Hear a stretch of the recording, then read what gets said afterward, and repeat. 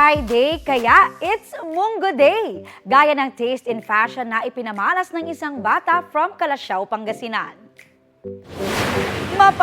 Oh my gulay ka talaga sa Filipiniana ng 1-year-old na si Jerl Carino. Munggo seeds ang pangunahing sangkap ng upper part ng gown. Made from sitaw naman, pati dahon at bunga ng malunggay ang saya niyan. Ang mung gown, keeping with the theme pa ngayong Nutrition Month. Kwento ni Mommy Jennifer, gulay is life talaga si Baby Jerl. Bukod sa runway, paborito rin kasi ng anak niya ang ilang gulay sa hapagkainan. Natunto ng mga tagapaok ang dahilan kung bakit walang dumarating na water bill ang iligal na Pogo Hub sa Porac, Pampanga. Dagdag detalye tayo sa ulat on the spot ni Salima Refran. Salima? Connie, bukod nga dun sa mga iligal na mga aktibidad, na-discovery rin ng Presidential Anti-Organized Crime Commission o PAOC dito sa may Lucky South 99 sa Porac, Pampanga ang iligal na tinayo na 5 malalaking water pumping stations. Nagtataka raw yung PAOC kung bakit walang dumarating na bill ng tubig sa lugar. Yung pala, hindi konektado sa local water district ang lugar at may sarili palang supply ng tubig ang compound. 5 naglalakihang pumping station at reservoir ang nadiskubre sa iba't ibang bahagi ng 10 ektaryang compound. Chinese sa design at teknolohiya yung ginamit para sa paghigop ng tubig na nagsusupply raw sa aabot sa 5,000 tao sa compound doon araw-araw. Bago pa ang rain nitong Hunyo, naglabas na ng DNR ng interim cease and desist order dahil ang nakuhang wastewater sample ay lumagpas doon sa allowable DNR standards ng coliform levels. Nakitaan na rin noon ang iba pang paglabag ang Lucky South 99. Tulad yan, nung kawalan ng Environmental Compliance Certificate at kawalan rin ng drilling permit at iba pa. Connie. Maraming salamat, Salima Refran. Happy Friday mga mare at pare! Isa na namang pasabog na action drama series ang handog ng Kapuso Network. Yan ang seryeng mga batang riles na pinagbibidahan ng Sparkle Stars sa sina Miguel Tan Felix, Kokoy De Santos, Rahil Birria, Bruce Roland, Antonio Benzon at Zephanie. Makakasama rin nila sina Diana Zubiri, Desiree Del Valle, Jay Manalo at Mr. Ronnie Ricketts with veteran actress Miss Eva Darren. Present sa story conference si GMA Entertainment Group Senior Vice President Lilibet Gira Sanable at Assistant Vice President for Drama Helen Rose Sese.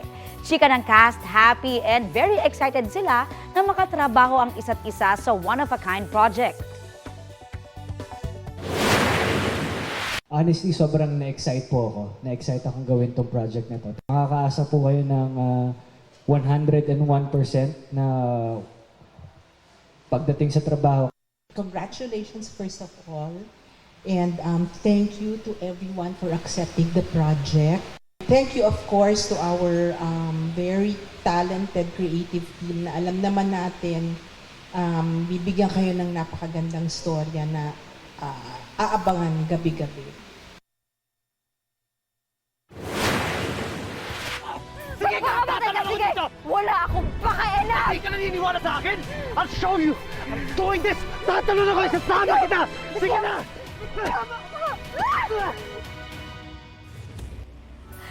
Iyan naman ang pasabog na twist sa last episode ng Kapuso Murder Mystery Series na Widow's War.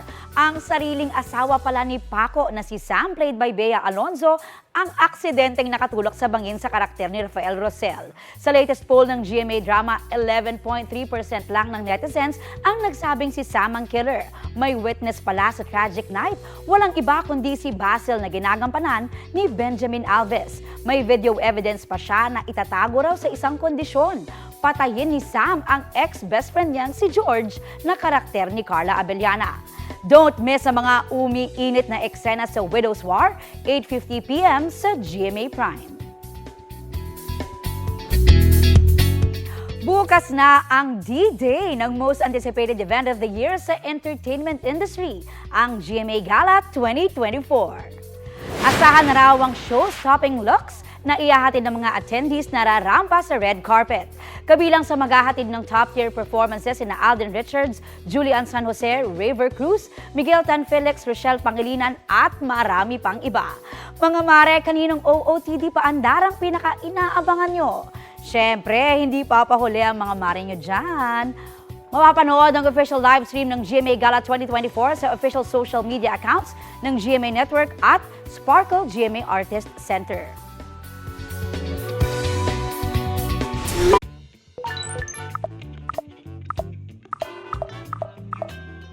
So ano na nga sa Lunes, inaabangan dyan syempre kung ano-ano ang tatalakay ni Pangulong Bongbong Marcos. Ang netizens kaya, ano ang gustong marinig sa SONA? Para kay Fredian Olanda Misa, gusto po niyang marinig daw o talakay ni PBBM ang tungkol sa taas sahod para sa mga guro at empleyado. Si Ami Aquino naman gustong marinig ang mga solusyon ni PBBM sa lumalalang pagtaas ng mga bilihin at serbisyo. Nais naman ni Edgardo Corpus na matalakay sa SONA ang total ban ng pogo sa bansa.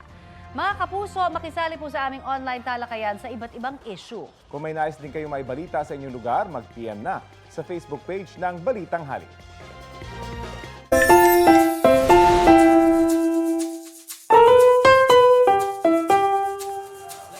Love is in the air sa Lobo, Batangas dahil po sa isang sana all moment na paandar. Ang simpleng beach trip lang sana ay naging unforgettable moment. Pwedeng kiligin pero bawal mainggit, ha? Tignan nga.